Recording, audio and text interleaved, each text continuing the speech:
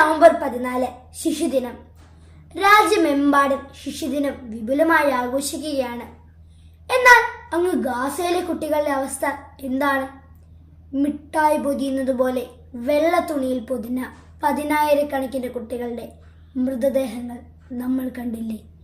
സിറിയയിൽ, ഉക്രൈനിൽ, അഫ്ഗാനിസ്ഥാനിൽ, ഇവിടെ മണിപ്പൂരിൽ അക്രമങ്ങളും യുദ്ധങ്ങളും ഏറ്റവും കൂടുതൽ ബാധിക്കുന്നത് നമ്മൾ കുട്ടികളെയാണ്.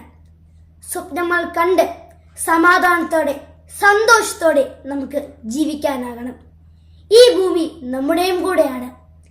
അന്ന് 1947 ഓഗസ്റ്റ് 14 അർദ്ധരാത്രി ഡൽഹിയിലെ ചെങ്കോട്ടയിൽ ബ്രിട്ടന്റെ യൂണിയൻ ജാക്ക് താഴ്ത്തിക്കെട്ടി സ്വതന്ത്ര ഭാരതത്തിന്റെ ത്രിവർണ പതാക ആദ്യമായി സ്വാതന്ത്ര്യത്തിന്റെ വിഹാസയിലേക്ക് ഉയർത്തിയപ്പോൾ ചാച്ചാജി പറഞ്ഞു, ലോകം മുഴുവൻ ഇറങ്ങുമ്പോൾ നമ്മൾ ഉണർന്നിരിക്കുന്നുവെന്ന്. പ്രിയപ്പെട്ടവരെ, എനിക്കും നിങ്ങളോട് പറയാനുള്ളത് അതുതന്നെയാണ്.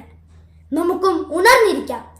വർഗീയതയുടെയും വിഭാഗതയുടെയും ചെങ്കോലുകൾ വലിച്ചെറിഞ്ഞ് നമ്മുടെ നാടിന്റെ ജനാധിപത്യവും മതേതരത്വവും കാത്തു സൂക്ഷിക്കുവാൻ ഈ ഭൂമിയും ജലവും ആകാശവും ഒക്കെ ഇതുപോലെ തന്നെ സംരക്ഷിച്ച് നിലനിർത്താൻ ലോകത്തെ മുഴുവൻ കുട്ടികളും യുദ്ധവും അക്രമങ്ങളുമില്ലാതെ സമാധാനത്തോടെ സന്തോഷത്തോടെ ജീവിക്കുന്നുണ്ടെന്ന് ഉറപ്പുവരുത്താൻ ചാച്ചാജി സ്വപ്നം കണ്ടതുപോലെ ചോദ്യങ്ങൾ ചോദിക്കുന്ന, ഉത്തരങ്ങൾ സ്വയം കണ്ടെത്തുന്ന പ്രതികരണശേഷിയുള്ള ഒരു തലമുറയായി നമുക്ക് വളരാം.